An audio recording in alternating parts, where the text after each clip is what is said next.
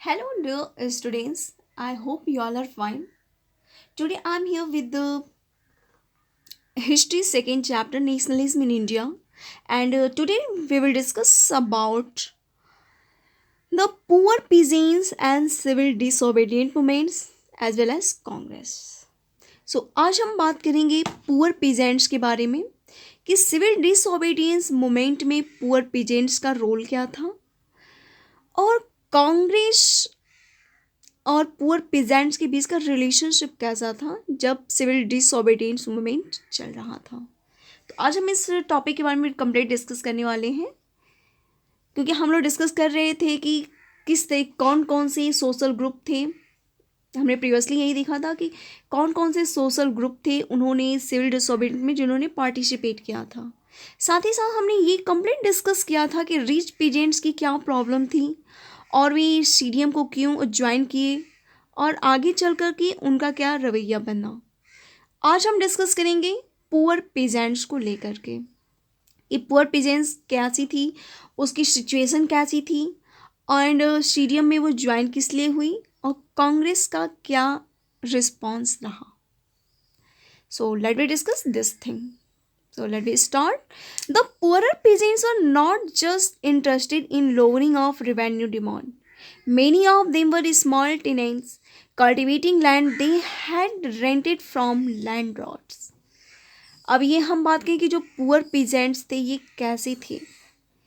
Actually बात देखा जाए तो रिवेन्यू डिमांड जो चल रही थी कि आपकी जो रिवेन्यू है उसको लोअर किया जाए, कम किया जाए, ये जो रिच पीजेंट्स की जो डिमांड थी इसमें ये बहुत ज़्यादा ये पुअर पीजेंट्स इंटरेस्ट नहीं ले रहे थे। इसका मेन रीज़न ये था कि अधिकांश पीजेंट्स जो स्मॉल पीजेंट्स थे वो बहुत छोटे थे, इनके पास ज़मीनें बहुत कम होती थी या फिर ये किसी लैंडलॉर्ड से उधार लेकर के उस पर काम करते थे।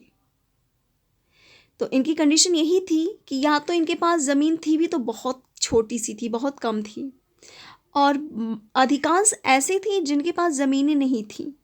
तो वे क्या करते थे, किसी लैंडलॉर्ड से एक ज़मीन का टुकड़ा उधार ले लेते थे, उस पर कल्टीवेशन करते थे, उसका कुछ पार्ट लैंडलॉर्ड को देते थे और कुछ पार्ट अपने पास रखते थे।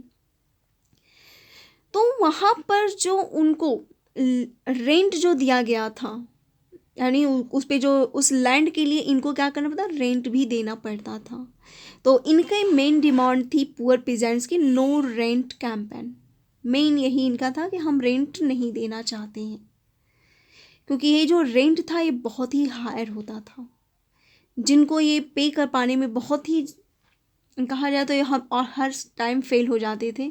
अगर ये ऐसे सिचुएशन में आते थे तो बार बार लोन लेना पड़ता था और कहीं ना कहीं बेगारी की सिचुएशन भी इनके साथ इसी वजह से भी बनी रह जाती थी। तो इसकी वजह से बहुत ज़्यादा प्रॉब्लम्स पुअर पीजेंट्स के साथ होने लगी थी कि as the depression continued and cash income decrease the small tenants found it difficult to pay their rent. They wanted the unpaid rent to the landlord to be rented.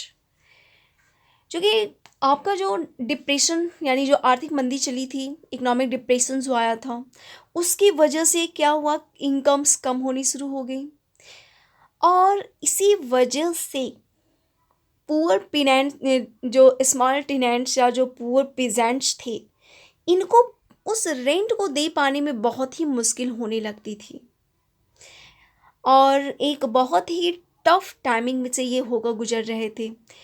इसी वजह से उस रेंट को देना नहीं चाहते थे उस समय। वो चाहते थे कि कुछ रेंट उनका माफ़ किया जाए। They joined a variety of radical movements often led by socialist and communist. इसी वजह से इन्होंने बहुत सारे मूवमेंट्स को इन्होंने ज्वाइन किया, चाहे वो सोशलिस्ट के द्वारा ज्वाइन किया गया, स्टार्ट किया गया हो या कम्युनिस्ट के द्वारा लीड किया गया हो। तो जहाँ से भी इनको मौका मिल रहा था वह उस मूवमेंट का पार्ट बन जाया करते थे। बट कांग्रेस का अब रवैया क्या था इस मामले में, अब हम उसको समझते हैं। Congress did not want to upset the rich peasants and landlords and was unwilling to support no rent campaign of the poor peasants in most places. So the relationship between the poor peasants and the Congress remained uncertain. तो कांग्रेस क्या थी?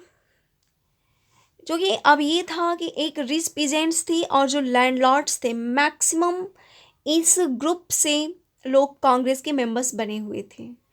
और यही reason था कि ये जो कांग्रेस थी, ये रिच पीजेंट्स और लैंडलॉर्ड को ऑपोजिट नहीं करना चाहती थी। और इसका असर ये हुआ कि कांग्रेस नो रेंट कैंपेन जो पुअर पीजेंट्स के द्वारा स्टार्ट किया गया, उसको वह सपोर्ट नहीं कर पाई, इसलिए वह उनको साथ नहीं दे पाए। उसमें इन्होंने कोई विलिंगनेस नहीं दिखाई थी, कोई इच्छा ही नहीं दिखाई। तो इंटरेस्ट ना दिखा पाने की वजह से पुअर पीजेंट्स का जो ट्रस्ट था कांग्रेस पे, वो धीरे धीरे क्या हुआ, थोड़ा सा उसमें डाउन हुआ। और रिलेशनशिप जो बना पुअर पीजेंट्स और कांग्रेस का, वह एक अनसर्टेन था। एक दूसरे के बीच में कहीं ना कहीं एक मतभेद भी था। पुअर पीजेंट्स बार बार उसको लग रहा था कि कांग्रेस उसका साथ नहीं देगी, और कांग्रेस पुअर पीजेंट्स पे ध्यान नहीं दे पा रही थी क्योंकि वह रिच पीजेंट्स और लैंडलॉर्ड को अपसेट नहीं करना चाहती थी। तो इस तरीके से हम देख सकते हैं कि पुअर पीजेंट्स की जो कंडीशन थी वो कहीं ना कहीं और भी ज़्यादा स्टेडियम के दौरान डिस्टर्ब थी, और कांग्रेस का उसको सपोर्ट भी सही प्रकार से नहीं मिल पा रहा था। अगली चीज़ हम देखें बिजनेस क्लास से लोगों के बारे में, कि बिजनेस क्लास लोग या जो इंडस्ट्रियल वर्किंग क्लास थी, वे सिविल डिसोबीडियंट में इनका क्या रोल रहा है।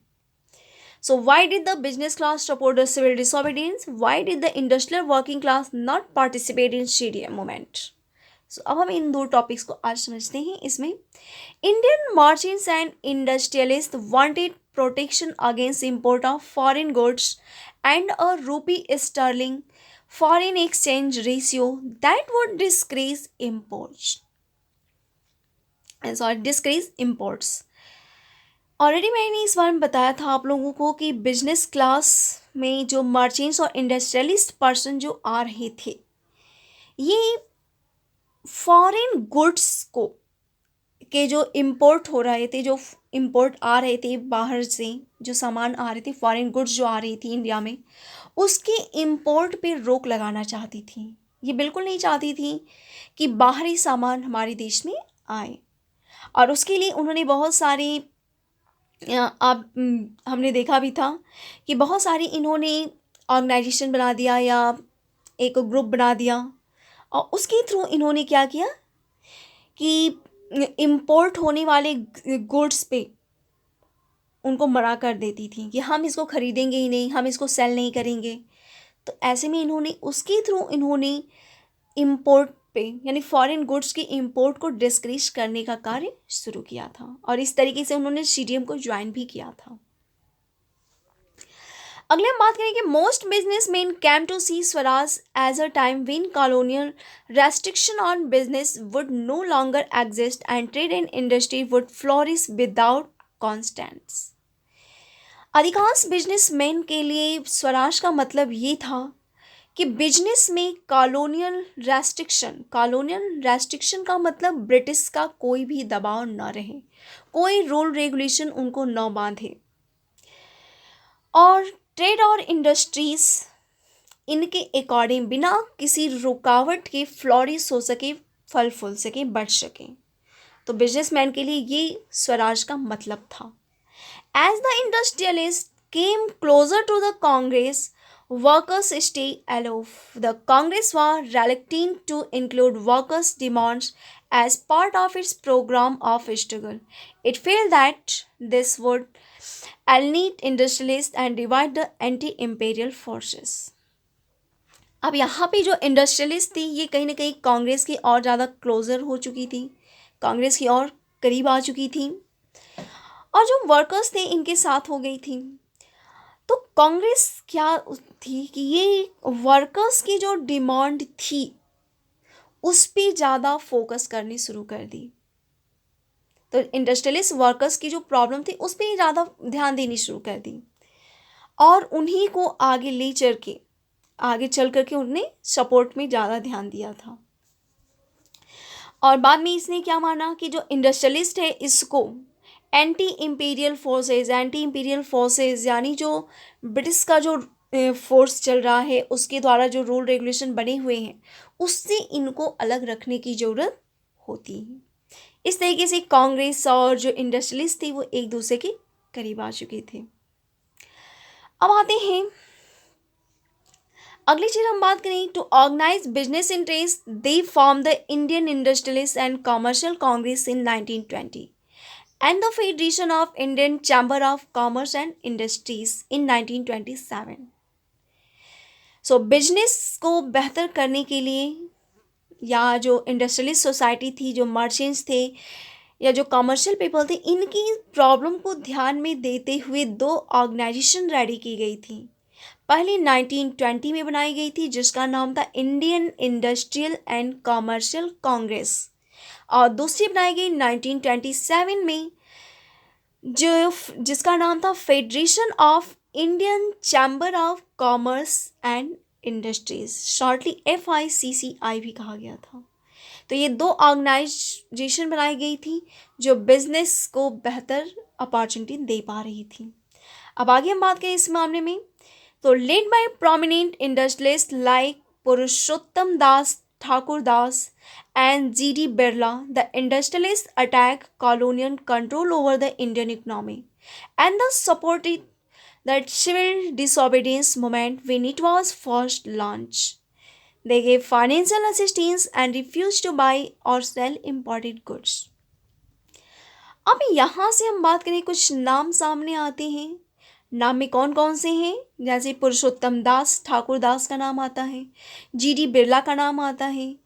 ये जो इंडस्ट्रियलिस्ट पर्सन थे इन्होंने पूरे तरीके से कॉलोनियल कंट्रोल जो हमारी इंडियन इकोनॉमी पे था उस पे उन्होंने अटैक करना शुरू कर दिया और CDM को सपोर्ट करना इन्होंने शुरू किया। तो इनकी लीडरशिप में ही CDM industrialist business class people में के साथ चला था और इन्होंने जब फाइनेंशियली असिस्टेंस करना या फाइनेंशियली सपोर्ट देने का भी काम इन लोगों के द्वारा किया जा रहा था। तो हम देख सकते हैं कि जो इंडस्ट्रियलिस्ट पर्सन थे इन्होंने किस तरीके से अपने आप को बेहतर बनाने के लिए CDM को ज्वाइन किया था। अब आते हैं women's in CDM।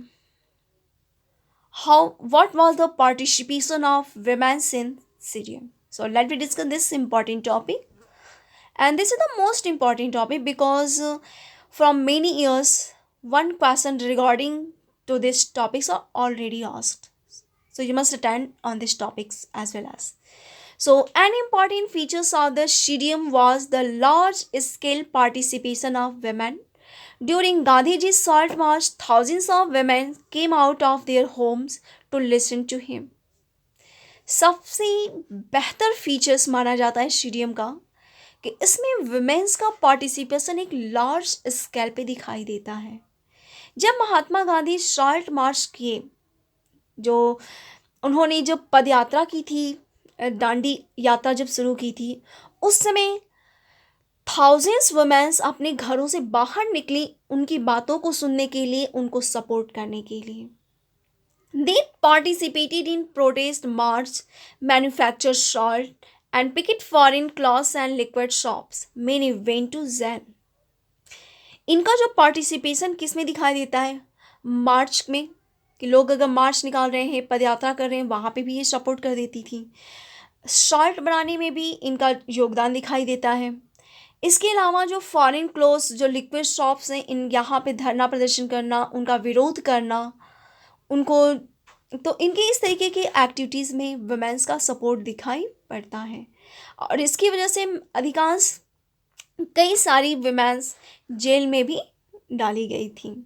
In urban area those womens were from high caste families, in rural area they came from rich peasants household. Moved by Gandhiji called, they began to see service to nation as a sacred duty of women. कि urban area से high cast family से women सामने आई rural area से rich peasants house hold से belong करने वाले women's सामने आई थी जब महात्मा गांधी ने वुमेन्स ड्यूटी को एक नेशनल सर्विस के तौर पे देखने की बात कही थी। तो इसलिए हम देख सकते हैं कि सिविल डिसोबीडियंस मूवमेंट में वुमेन्स का पार्टिसिपेशन बहुत ज़्यादा दिखाई पड़ता है। आगे बात देखते हैं कि why did participation of women in large number in the moments not bring any radical changes in position of Indian women. कि इंडियन वुमेन्स की जो पोजीशन है, इनके पार्टिसिपेशन के बावजूद भी इनकी जो पोजीशन है सोसाइटी में, उनमें क्यों बदलाव नहीं आया, या उनमें किस तरह के बदलाव आए न आए। अब हम उसके बारे में देखने की बात करते हैं कि क्या वुमेन्स का पार्टिसिपेशन स्टेडियम में, क्या इनकी जो पोजीशन है इंडियन सोसाइटी में इंडियन वुमेन्स की, उनमें क्या बदलाव ला रही है। Gandhi ji was convinced that it was the duty of women to look after home and her, be good mother and good wives। कि गांधी जी का ये मानना था कि जो वुमेन्स की ड्यूटी होनी चाहिए वह होम्स और हस्बैंड की देखने होना चाहिए, उन्हें एक अच्छी मॉम बनना चाहिए, एक अच्छी वाइफ बनना चाहिए। And for a long time, the Congress was reluctant to allow women to hold any position of authority within the organization. It was keen only on their symbolic presence. Congress की अगर बात की जाए तो कांग्रेस ने भी एक लंबे समय तक ये माना कि विमेंस का जो ऑर्गेनाइजेशन है हमारी, उस ऑर्गेनाइजेशन में कोई अथॉरिटिकल पोजीशन वुमेन्स को नहीं दी जा सकती हैं। उसके लिए बहुत सारी उन्होंने माना। उनका जो प्रेजेंस था वो कहीं ना कहीं सिर्फ सिंबॉलिक था। सिंबॉलिक मतलब जस्ट वो मानते थे कि हाँ वुमेन्स आ रही हैं, वो घर वहाँ पे पार्टिसिपेट, भले ही अथॉरिटी ना ले, उनको अथॉरिटी नहीं दी गई थी, लेकिन एक सिंबॉलिक प्रेजेंस के तौर पे उनको दिखा दिया जाता था। उसके बाद वुमेन्स का कोई मतलब नहीं रहता था। तो हम देख सकते हैं कि वुमेन्स का जो रोल है वह सिर्फ सिंबॉलिक प्रेजेंस था, ना कि उनका अथॉरिटिकल रिप्रेजेंटेशन था। Main contribution of civil disobedient movements. अब आगे बढ़ते हैं कि ये जो सीडीएम है इसका कॉन्ट्रीब्यूशन क्या होता है, ये किस तरीके से नेशनल मूवमेंट में या इंडियन पीपल्स की पोजीशंस को किस तरीके से प्रभावित करती हैं। तो अब हम बात करेंगे कि ओवरऑल सीडीएम का इम्पैक्ट क्या बना हमारी सोसाइटी में या हमारे इंडियंस पीपल्स में। तो अब हम आते हैं कि CDM was the first struggle to win पूर्ण स्वराज और कंप्लीट इंडिपेंडेंस। कि सीडीएम एक पहला स्ट्रगल या एक ऐसा मोमेंट था जो पूर्ण स्वराज का ड्रीम लेकर चल रहा था, या कंप्लीट संपूर्ण स्वतंत्रता की बात कर रहा था। इससे पहले कोई भी ऐसा मोमेंट नहीं था, कोई ऐसा स्ट्रगल नहीं था जहाँ पर कंप्लीट इंडिपेंडेंस या पूर्ण स्वराज की बात कही गई थी। दूसरा हम बात कहें कि it was based on non violent Satyagraha.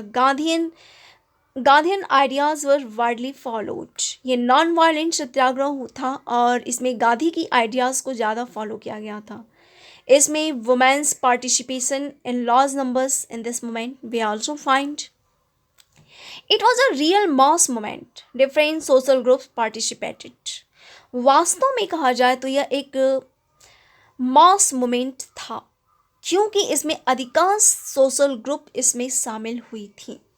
It was an open challenge to the British rule, the people openly disobeyed laws. ये ऐसा मोमेंट था जहाँ पर ब्रिटिश रूल को डायरेक्ट चैलेंज दिया गया था। पीपल्स फ्रीली ओपनली लोगों के सामने ब्रिटिश के लॉ को, उनके द्वारा बनाए गए रूल रेगुलेशन को डिसओबे कर रही थी। अब बात कर लेते हैं थोड़ी सी इसकी लिमिटेशन की बात, कि क्या क्या इसमें लिमिटेशन थी। तो लिमिटेशन की अगर बात की जाए तो इसमें दलित एक नाम आता है। दलित के बारे में हम नेक्स्ट स्लाइड में हम कंप्लीट डिस्कस करेंगे कि दलित क्या थी और गांधी जी का इनमें क्या रोल था। So Dalit did not participate in CDM because the Congress did not give importance to their demands.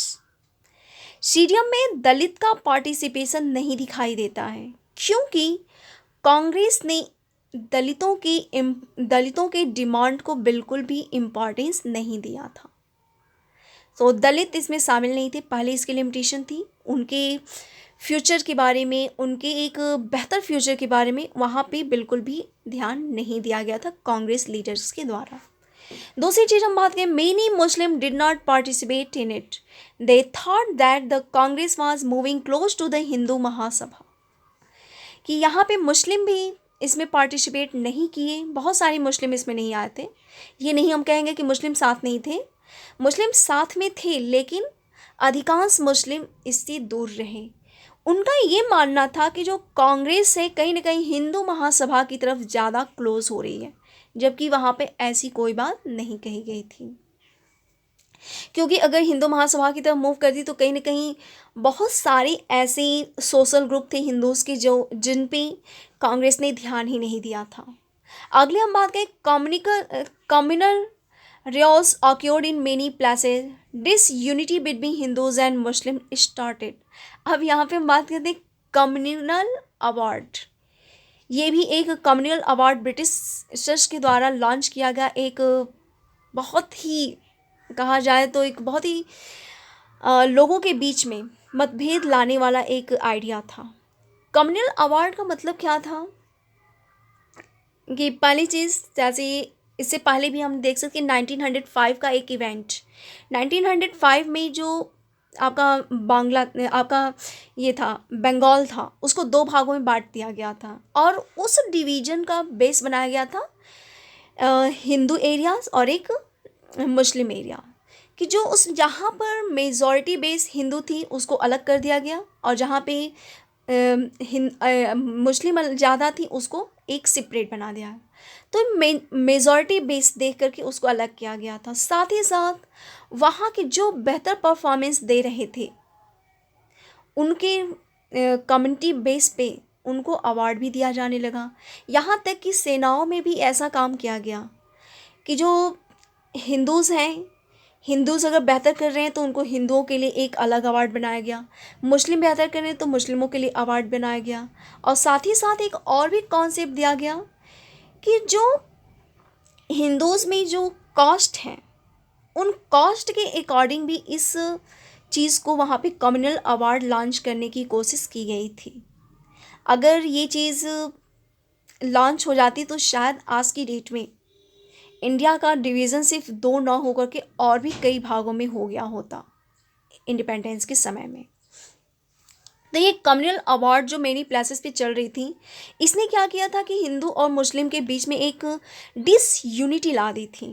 तो ये भी कहीं ना कहीं एक प्रॉब्लम क्रिएट कर रही थी कि जहाँ पे हिंदू सपोर्ट कर रहे थे वहाँ मुस्लिम चुप हो गई, जहाँ मुस्लिम सपोर्ट कर रहे थे वहाँ हिंदू चुप हो गए।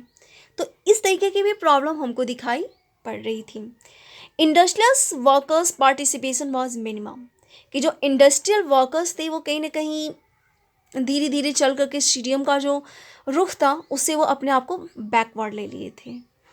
तो ये आपकी कुछ इम्पॉर्टेंट लिमिटेशंस थी सीडीएम की। सो नेक्स्ट डे में हम डिस्कस करेंगे दलित्स के बारे में, और इनके बारे में गांधीयन आइडियाज़ क्या थी उनके बारे में भी हम कंप्लीट डिस्कस करेंगे। Thanks to everyone.